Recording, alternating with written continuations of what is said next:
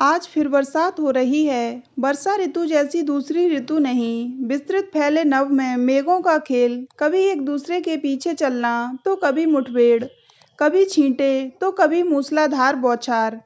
किंतु नभ और नीर की यह आंख मिचौली तभी सुहाती है जब चित्त प्रसन्न होता है। मन चंगा तो कटौती में गंगा, और मन ही हताश निराश घायल हो तब। वैदेही ने कमरे की खिड़की बंद की और फिर बिस्तर पर लेट गई। उसकी दृष्टि में कितना बेरंग मौसम था, घुटा हुआ। पता नहीं मौसम की उदासी उसके दिल पर छाई थी या दिल की उदासी मौसम पर। जैसे बादलों से नीर की नहीं, दर्द की बौछार हो रही हो। वैदेही ने शॉल को अपने छीड़काए कंधों पर कसकर लपेट लिया। शाम ढलने को थी। बाहर फैला कोहरा मन में दबे पांव उतरकर वहां भी धुंधलका कर रहा था। यही कोहरा कब डूबती शाम का घनेरा बन कमरे में फैल गया, पता ही नहीं चला। लेटे लेटे वैदेही की टांगें कांपने लगीं। पता नहीं यह उसके तन की कमजोरी थी या मन की। उठकर चलने की हिम्मत भी नहीं हो रही थी उसकी। शॉल को खींचकर अपनी टांगों तक ले आई वह। अचानक कमरे की बत्ती जली। नीरज थे। कुछ रोष जताते हुए बोले, कमरे की बत्ती तो जला लेती। फिर स्वयं ही अपना स्वर संभाल लिया। मैं तुम्हारे लिए बंसी की दुकान से समोसे लाया हूँ, गर्मा गर्म हैं। चलो उठो, चाय बना दो। मैं हाथ मुंह धोआता हूँ, फिर साथ खाएंगे। एक वह जमाना था जब वैदेही और नीरज में इसी चटर मटर खाने को लेकर बहस छिड़ी रहती थी। वैदेही का चहेता जंक फूड, नीरज की आंख की किरकिरी हुआ करता था। उन्हें तो बस स्वास्थ्यवर्धक भोजन का जुनून था। लेकिन आज उनके कृत्य के पीछे का आशय समझने पर वह मन ही मन चिढ़ गई। वह समझ रही थी कि समोसे उसके खाने पीने के शौक को पूरा करने के लिए नहीं थे, बल्कि यह एक मदद थी। नीरज की एक और कोशिश वैदेही को जिंदगी में वापस लौटा लाने की। पर वह कैसे पहले की तरह हंसे बोले। वैदेही तो जीना ही भूल गई थी जब डॉक्टर ने बताया था कि उसे कैंसर है। पहले इस चिंता में उसका साथ निभाने को सभी थे। केवल वही नहीं, उसका पूरा परिवार झुलस रहा था इस पीड़ाग्नि में। वैदेही का मन शारीरिक पीड़ा के साथ मानसिक ग्लानि के कारण और भी झुलस उठता था कि सभी को दुख तकलीफ देने के लिए उसका शरीर जिम्मेदार था। बारी बारी कभी सास, कभी माँ, कभी मौसी सभी आई थीं उसकी 2 वर्ष पुरानी गृहस्थी को संभालने। नीरज तो थे ही, लेकिन वही जानती थी कि सबसे नजरें मिलाना कितना कठिन होता था उसके लिए। हर दृष्टि में मत जाओ छोड़कर का भाव उग्र होता। तो क्या वह अपनी इच्छा से कर रही थी? सभी जरूरत से अधिक कोशिशें कर रहे थे। शायद कोई भी उसे खुश रखने का आखिरी मौका हाथ से खोना नहीं चाहता था। अब तक उसकी जिंदगी मलमल की चादर सी रही थी। हर कोई रश्क करता और वह शान से इस मलमल की चादर को ओढ़े इठलाती फिरती।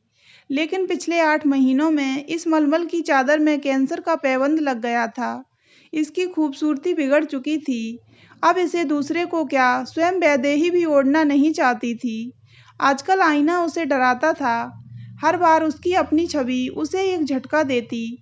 धीरे धीरे सब ठीक हो जाएगा। देखो ना, तुम्हारे बाल फिर से आने लगे हैं। और आजकल तो इस तरह के छोटे कटे बाल लेटेस्ट फैशन भी हैं।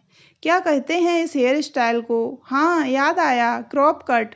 आईने से नजरें चुराती वैदेही को कनखियों से देख नीरज ने कहा, क्यों समझ जाते हैं नीरज उसके दिल की हर बात, हर डर, हर शंका। क्यों करते हैं वे उससे इतना प्यार? आखिर 2 वर्ष ही तो बीते हैं उन्हें साथ में। वैदेही के मन में जो बातें ठंडे छींटे जैसी लगनी चाहिए थी, वे भी सूल सरीखी चुभती थीं।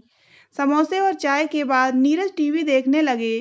वैदेही को भी अपने साथ बिठा लिया। डॉक्टरों के पिछले परीक्षण ने यह सिद्ध कर दिया था कि अब वैदेही इस बीमारी के चंगुल से मुक्त है। सभी ने राहत की सांस ली थी और फिर अपनी अपनी दिनचर्या में व्यस्त हो गए थे। रिश्तेदार अपने अपने घर लौट गए थे। नीरज सारा दिन दफ्तर में व्यस्त रहते, लेकिन शाम को अब भी समय से घर लौट आते थे। डॉक्टरी राय के अनुसार नीरज हर मुमकिन प्रयास करते रहते वैदेही में सकारात्मक विचार फूंकने की, परंतु कैंसर ने न केवल वैदेही के शरीर पर बल्कि उसके दिमाग पर भी असर कर दिया था। सभी समझाते कि अकेले उदासीन बैठे रहना सर्वथा अनुचित है, बाहर निकला करो, लोगों से मिला जुला करो।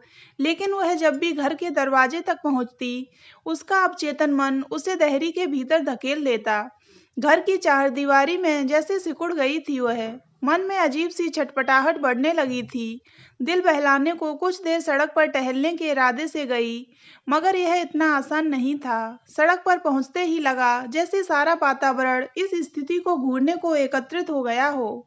आसमान में उसके अधूरे मन सा अधूरा चांद, आसपास के उदास पत्थर, फूल पत्ते, गहराती रात, सभी उसके अंदर की पीड़ा को और गहरा रहे थे। इस अकेली ठंडी सांध में वैदेही घर लौटकर बिस्तर पर निढाल हो लेट गई। दिल कसमसा उठा। नैनों के पोरों से बहते अश्रुओं ने अब कान के पास के बाल भी गीले कर दिए थे। उसकी सूरत से उसकी मनोस्थिति को भांप कर नीरज बोले, बैदू, आगे की जिंदगी की ओर देखो। अभी हमारी गृहस्थी नई है, उग रही है। आगे इसमें नूतन पुष्प खिलेंगे। क्या तुम भविष्य के बारे में कभी भी सकारात्मक नहीं होगी? पर वैदेही आंखें मूंदे पड़ी रही। एक बार फिर वह वही सब नहीं सुनना चाहती थी। उसको नहीं मानना कि उसके कारण सभी के सकारात्मक स्वप्न धूमिल हो रहे हैं। अन्य सभी की भांति वह यह मानने को तैयार नहीं थी कि अब वह पूरी तरह स्वस्थ है। कैंसर के बारे में उसने जो कुछ भी पढ़ा सुना था, उससे यही जाना था कि कैंसर एक ढीठ जिद्दी बीमारी है। यदि उसके अंदर अब भी इसका कोई अंश पनप रहा हो तो मन में यह बात आ ही जाती। अगली सुबह वैदेही रसोई में गई तो पाया कि नीरज ने पहले ही चाय का पानी चढ़ा दिया था। प्रश्न सूचक नजरों के उत्तर में वे बोले, आज शाम मेरे कॉलेज का जिगरी दोस्त व उसकी पत्नी आएंगे। तुम दिन में आराम करो ताकि शाम को फ्रेश फील करो, और हाँ, कोई अच्छी सी साड़ी पहन लेना। दिन फिर उसी खिन्नता में गुजरा, किंतु सूर्यास्त के समय वैदेही को नीरज का उत्साह देख मन ही मन हंसी आई। भाग भाग कर घर साफ सुथरा किया, होटल से मंगवाई खाने पीने की वस्तुओं को करीने से डाइनिंग टेबल पर सजाया। वैदेही अपने कक्ष में जाकर साड़ी पहनकर जैसे ही बिंदी लगाने को आईने की ओर मुड़ी, सिर पर छोटे छोटे केस देख फिर हतोत्साहित हो गई।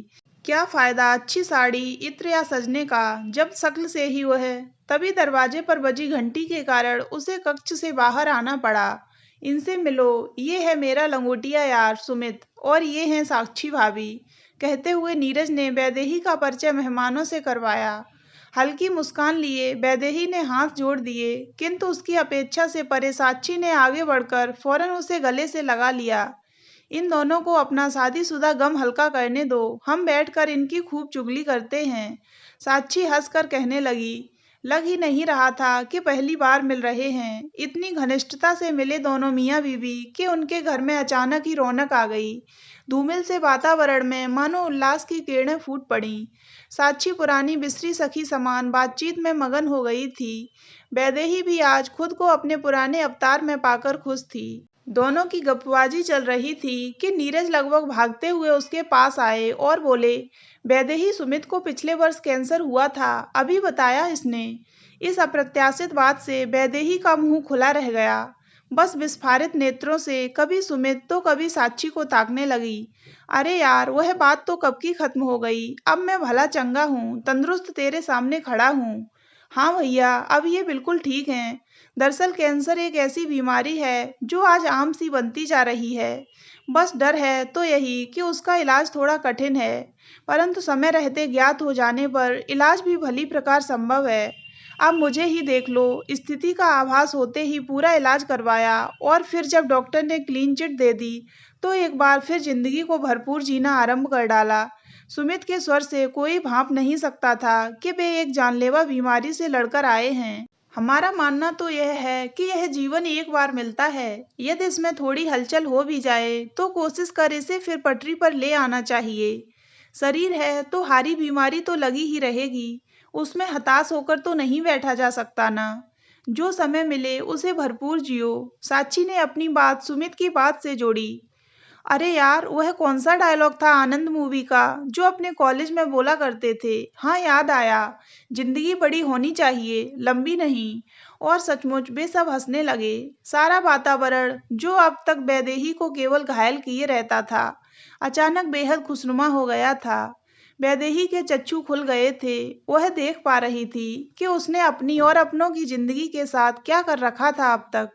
सुमित और साक्षी के लौटने के बाद वैदेही अपने भविष्य के बारे में सोचने लगी, क्योंकि उसे भी आगे बढ़ना था। अब नए सपने सजाने थे। अपनी मलमल की चादर को आखिर कब तक तह कर अलमारी में छिपाए रखेगी, जबकि पैबंद तो कब का छूट कर गिर चुका था। तो दोस्तों, अगर आपको ये कहानी अच्छी लगी हो तो वीडियो को लाइक करें और ऐसी ही अन्य कहानियाँ सुनने के लिए हमारे चैनल को सब्सक्राइब अवश्य करें।